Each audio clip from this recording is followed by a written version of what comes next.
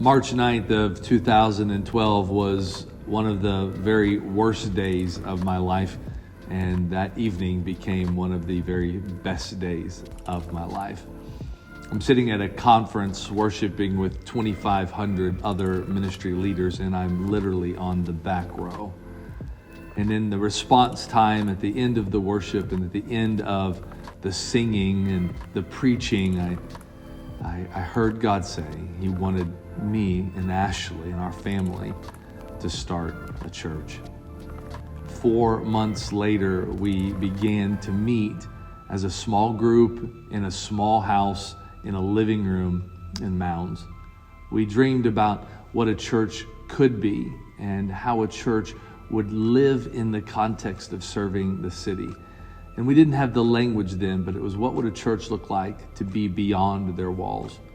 We didn't want to be like every other church, and we wanted to reach our community in unique ways. So the first event we ever put on was a zombie run.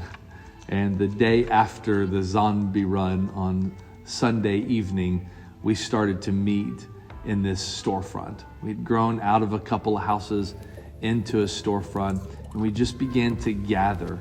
That was where this idea of Eve and allowing people in the holiday season to have a unique night to worship and make much of Jesus was birthed. We quickly began to grow out of that storefront and started looking at property all over Tulsa, and we landed in the Star World movie theater. For week after week, we began to meet there, and that was where Audacity Church was birthed.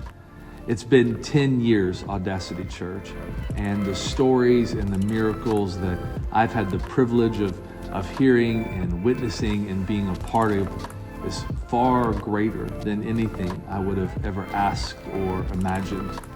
And only God.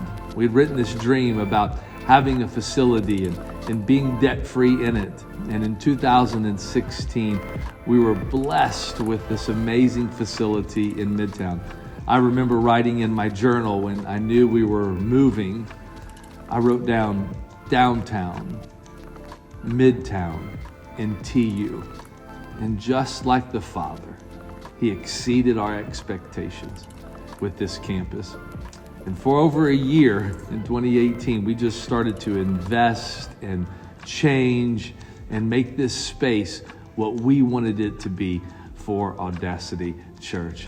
It's just the beginning. I can't wait to see what God does in the next decade at Audacity.